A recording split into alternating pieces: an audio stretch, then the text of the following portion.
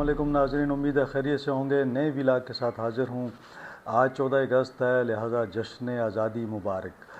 یقیناً بڑی قربانیوں کے بعد پاکستان بنا، لیکن آج بھی ہمیں دہشت گردی کا سامنا ہے۔ آج بھی تخریب کار اور دہشت گرد پاکستان کو نقصان پہنچانے کے لیے اور کچھ بیرونی عناصر پاکستان کو مٹانے کے لیے سرگرم ہیں۔ اس حوالے سے تفصیل سے بات کریں گے کہ 13 اور 14 اگست کی رات کو خیبر پختونخوا میں پولیس تھانوں اور چوکیوں پر حملے ہوئے، جس میں 5 پولیس اہلکار شہید اور کافی سارے زخمی ہوئے۔ یہ کیا معاملہ تھا اور کیوں ابھی تک ہم ٹیررسٹ کو ختم نہیں کر سکے، اس حوالے سے تفصیل سے بات کرتے ہیں۔ اور بات کرنے سے پہلے آپ سے وہی ریکویسٹ کہ چینل کو لائک کر لیں، سبسکرائب کر لیں اور دوستوں کے ساتھ شیئر کرنا نہ بھولیے گا۔ ساتھ ہی آپ سے وہ بھی ریکویسٹ کہ جو بیل آئیکن ہے اس کو پریس کر لیں تاکہ آپ کو نیا ولاگ مل سکے۔ تو اس تفصیل سے اس پر بات کرتے ہیں کہ خیبر پختونخوا میں کافی عرصہ ہو گیا ہے جب سے ہم نے دیکھا کہ امن و امان کا معاملہ جو ہے وہ یہ روسی انویژن کے بعد سے ہم دیکھ رہے ہیں کہ یہ معاملات خیبر پختونخوا میں اسی طرح چل رہے ہیں۔ دہشت گردی کی یہ جنگ جو ہے اس کو بھی کافی ٹائم ہو گیا ہے۔ بم دھماکے ہوتے تھے کسی زمانے میں، پھر اس کے بعد خودکش حملے اور پھر اسی طرح معاملات چلتے رہے۔ اب معاملہ یہ ہے کہ جو تحریک طالبان ہے یا داعش ہے، اس کو اب جو ہے وہ عام لوگوں کی بجائے سیکورٹی فورسز کو اور خصوصاً پولیس اور فوج کو جو ہے نشانہ بناتے ہیں۔ 13 اور 14 کی جو درمیانی رات تھی، خیبر پختونخوا پولیس پر 5 دہشت گرد حملے ہوئے، جس میں 5 اہلکار شہید ہوئے ہیں، 5 زخمی ہوئے ہیں۔ دہشت گردوں نے اپر دیر، لوور دیر اور پشاور میں پولیس کو نشانہ بنایا، جبکہ جو بنو سے اطلاعات ہیں، بنو میں بھی نشانہ بنایا گیا ہے اور ڈیرہ اسماعیل خان میں بھی حملے کیے گئے ہیں۔ دہشت گردوں نے اپر دیر میں پولیس موبائل پر حملہ کیا ہے، لوور دیر میں چوکی کو نشانہ بنایا گیا ہے، پشاور میں تھانہ حسن خیل اور 2 چوکیاں جو ہیں اس کو ناصر باغ روڈ پر اور ساتھ ساتھ بڑا بیر کے اندر ایک دوسری چوکی کو نشانہ بنایا گیا ہے۔ اپر دیر میں جو حملہ ہوا ہے اس کے اندر جو موبائل پر دہشت گردوں کا حملہ تھا، اس میں 3 اہلکار شہید ہوئے ہیں جبکہ 3 زخمی ہوئے ہیں۔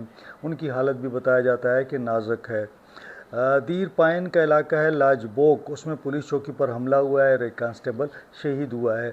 تو اب تک جو اطلاعات ہیں وہ 5 سے 6 لوگوں کی شہادت کی اطلاعات ہیں۔ ایک پشاور میں شہید ہوا ہے جبکہ 5 کے بارے میں بتایا جاتا ہے کہ وہ دیر کے واقعات میں شہید ہو گئے ہیں۔ تو تعداد ان کی بڑھ رہی ہے۔ اسی طرح جو میں نے بتایا کہ جو واقعات ہوئے ہیں پشاور کے اندر، اسی طرح پھر بنو سے بھی اطلاعات ہیں کہ وہاں پہ بھی کچھ واقعات ہوئے ہیں۔ ساتھ ساتھ ہم نے یہ دیکھا کہ ڈیرہ اسماعیل خان سے لے کے اور اس پورے ریجن میں حالات اسی طرح ہیں۔ ایک جانب ہم دیکھتے ہیں کہ طالبان کی بڑی تعداد جو ہے وہ پاکستان میں موجود ہے اور ان کے جو مختلف علاقوں میں ان کی جو ٹیمیں آتی ہیں اور وہ ان کو اسی لیے بھیجا جاتا ہے کہ وہ دہشت گردی کے لیے ان کو استعمال کیا جائے اور انہیں کہا جائے کہ آپ سیکورٹی فورسز کو یا پولیس کو نشانہ بنائیں۔ ایک جانب ہم دیکھ رہے ہیں کہ باجوڑ میں جو ہے وہاں پہ اطلاعات یہ تھیں کہ کوئی 1500-1600 ٹی ٹی پی کے لوگ ہیں، جن میں کوئی 400 کے قریب جو ہیں وہ افغان مہاجرین بھی ہے۔ اب ان کو نکالنے کے لیے ابھی وہاں پہ کارروائیاں ہو رہی ہیں، جس کو ہم آپریشن کہہ لیں یا ٹارگیٹڈ بیس کارروائیاں کہہ لیں۔ ظاہر ہے کہ جہاں پہ انٹیلیجنس کی اطلاعات ہوتی ہیں وہاں پہ فورسز جاتی ہیں اور ان کو گرفتار کرنے کے لیے یا ان کو نکالنے کے لیے کارروائی کرتی ہیں۔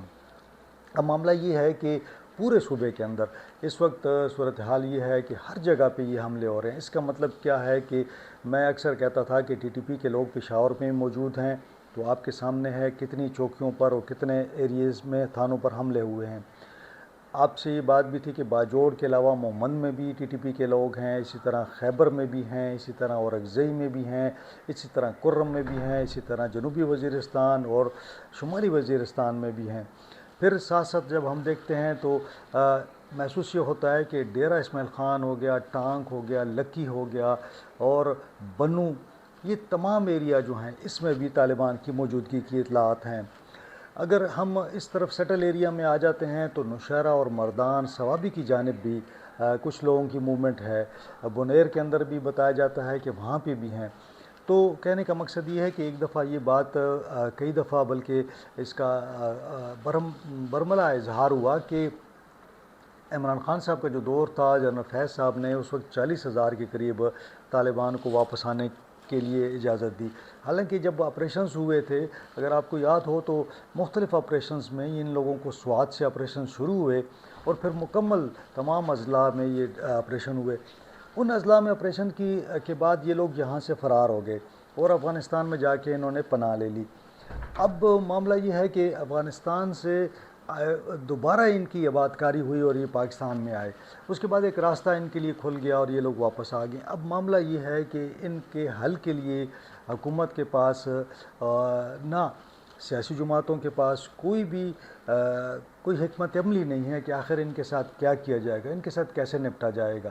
یعنی ایک بات یہ کی جاتی تھی کہ یہ لوگ آ جائیں گے اور پرامن رہیں گے، تو وہ بات بھی کسی حد تک اس وقت درست کی جا رہی تھی کہ جی ان کو ہم پھر دوبارہ قومی ادارے میں لے آئیں، ان لوگوں کے ساتھ نرمی برتی جائے اور یہ لوگ یہاں پہ رہیں گے، پرامن رہیں گے۔ لیکن پھر آہستہ آہستہ یہ دیکھا گیا کہ ان لوگوں نے وہی اسلحہ استعمال کرنا شروع کر دیا۔ پھر کچھ لوگوں کو اغوا کی بات ہوئی، کچھ بطاخوری کی بات ہوئی، کہیں پہ لڑائی جھگڑا ہوا، تو دوبارہ انہوں نے ہتھیار اٹھا لیے۔ پھر یہ ایک نیا چینج یہ آیا کہ انہوں نے جو سویلین لوگ ہیں ان کو نشانہ بنانا بند کر دیا، یعنی سویلین جو بھی لوگ تھے ان کو نشانہ نہیں بنایا گیا۔ نئی اسٹریٹجی یہ تھی کہ ہم نے اپنی جو ایک مقبولیت ہے یا اپنی جو ایک ہماری لوگوں کے اندر ایک ایکسیپٹیبلٹی ہے، اس کو رکھنے کے لیے ہم صرف جو ہے سیکورٹی فورسز کو نشانہ بنائیں گے اور ان لوگوں کو نشانہ بنائیں گے جو ان کے مددگار ہوں گے۔ یعنی جیسے امن کمیٹی ہوتی ہے، جیسے علاقے کے عمائدین ہوتے ہیں، مشران ہوتے ہیں، تو ان کو ہم نشانہ بنائیں گے۔ ہم نے دیکھا کہ ساؤتھ وزیرستان میں 15 کے قریب جوانوں کو شہید کیا گیا۔ پھر ہم نے دیکھا کہ باجوڑ کے اندر اے سی جو تھے اسسٹنٹ کمشنر، ان کو شہید کیا گیا۔ اس کے بعد وہاں پہ مولانا خان زیب تھے، ان کو شہید کر دیا گیا۔ یہ ایک طرف ہمیں یہ تاثر پتہ لگتا ہے کہ یہ لوگ عوام کو ٹارگٹ اس طرح نہیں کر رہے، لیکن یہ سیکورٹی فورسز کو ٹارگٹ کرتے ہیں۔ اور پھر پولیس اہلکار ہو گئے، یا آپ دیکھ لیں کہ جو جوان ہیں سیکورٹی فورسز کے، ان کو نشانہ بناتے ہیں۔ دوسری طرف ایسے مولانا خان زیب جیسے لوگ جو ہیں، جو کہ تھوڑے سے اس حوالے سے تھے کہ وہ چاہتے تھے کہ امن ہو اور دہشت گردی نہ ہو اور دہشت گرد جو ہیں وہ ہمارے علاقے سے نکل جائیں، وہ اس حوالے سے بار بار یہی بات کرتے تھے کہ جی ہم اپنی زمین کی خود حفاظت کر لیں گے۔ اس میں امن پاسون کے حوالے سے بہت سارے علاقوں میں ہم نے دیکھا کہ جرگے ہوئے، ایک بڑے جرگے ہوئے جس کے اندر یہ فیصلہ ہوا کہ کوئی بھی دہشت گرد جو ہے وہ علاقے میں نہیں آئے گا۔ ایک اچھی بات تھی۔ ابھی باجوڑ میں بھی ہم نے دیکھا ہے کہ وہاں سالار زئی اور عثمان خیل انہوں نے جرگے کیے ہیں اور بڑے جرگے کیے ہیں، اس کے اندر ان کے لوگ شامل تھے، اور یہی فیصلہ ہوا کہ دہشت گردوں کو یہاں پہ پناہ نہیں دی جائے گی، اور جو بھی پناہ دے گا اس کے خلاف کارروائی ہوگی، جو بھی ان کی مدد کرے گا اس کے خلاف کارروائی ہوگی، جو بھی ان کے لیے کوئی کسی قسم کا تعاون کرے گا اس کو علاقہ بدر کر دیں گے۔ تو اگر یہ پالیسی تمام جو ڈسٹرکٹس ہیں ان کے اندر اپنا لی جائے کہ لوگ بھی اپنے جو گاؤں ہیں، دیہات ہیں، وہاں پہ ان لوگوں کو نہ چھوڑیں۔ دوسرا، اب معاملہ جو ہے ظاہر ہے کہ جب باجوڑ کے اندر کارروائی ہو رہی ہے تو یہ لوگ وہاں سے کوئی دیر کی جانب موو کر جائے گا، کوئی مومند میں چلا جائے گا، تو اس کے لیے جو سیکورٹی ذرائع یہ کہتے ہیں کہ ہم نے ان کے گرد گھیرا تنگ کر دیا ہے۔ لیکن وہاں پہ بھی ہم نے دیکھا کہ جب بھی سیکورٹی فورسز کارروائی کرتے ہیں اس کے اندر جو عام لوگ ہیں وہ بھی اس کا نشانہ بن جاتے ہیں۔ بڑا بدقسمت واقعہ تھا جو 2 دن پہلے ہوا، جہاں مارٹر گولا گلا، 2 بچے اور ایک خاتون شہید ہوئی۔ تو یہ ایک ٹرینڈ ہے کہ جب یہ لوگ عام لوگوں کے اندر ہوتے ہیں تو پھر سیکورٹی فورسز کے لیے کارروائی کرنا بڑا مشکل ہو جاتا ہے، اور جب بھی یہ لوگ ان کو دیکھا جاتا ہے، ان کو چیز کیا جاتا ہے، یہ جا کے آبادی میں غائب ہو جاتے ہیں۔ اب جب یہ سڑک پہ جا رہے ہوتے ہیں، جیسے بارودی سرنگ کا یا بارودی مواد رکھ دیا جاتا ہے، پھر جب پولیس کی یا ایف سی کی یا مثال کے طور پر آرمی کی گاڑی گزرتی ہے تو وہ بلاسٹ ہو جاتا ہے، اس سے بھی بہت بڑا نقصان ہو جاتا ہے۔ تو کہنے کا مقصد یہ ہے کہ اب تھوڑا سا ٹیکنالوجی کی جانب جا رہی ہے پولیس بھی۔ اب یہ ہوا کہ کاؤنٹر ٹیررزم ڈپارٹمنٹ جو خیبر پختونخوا ہے، اس نے بھی ہیوی ڈرون لے لیے ہیں۔ ان ڈرون کے اندر یہ ہے کہ ایک تو مانیٹرنگ ہے، دوسرا یہ کہ وہ اس کے اندر جیمر بھی لگا دیے گئے ہیں تاکہ اگر کوئی موومنٹ ہوتی ہے پولیس کی تو اس کے آگے کیا رکھا جائے ڈرونز کو، تاکہ وہ سرچنگ بھی کرتے جائیں اور وہ علاقے کو کلیئر کرتے جائیں۔ لیکن کہاں کہاں یہ آپ دیں گے، کہاں کہاں ممکن ہوگا، کیونکہ یہ لوگ کوئی کھلی جنگ تو ہے نہیں کہ اگر آپ سامنے آپ کا دشمن ہے اور آپ اس کے ساتھ لڑ رہے ہیں۔ معاملہ یہ ہے کہ یہ لوگ تو چھپے ہوئے ہیں، تو کہیں پہ بھی آئی ڈی رکھ دیتے ہیں جہاں پہ پولیس کی موبائل جا رہی ہے، یا پولیس کی خیبر پختونخوا کے اندر کتنی 2 لاکھ کے اوپر نفری ہے، وہ کہیں نہ کہیں موومنٹ کر رہی ہوتی ہے، تو کسی بھی علاقے میں وہ آئی ڈی لگا دیتے ہیں، وہاں پہ یہ جوان شہید ہو جاتے ہیں۔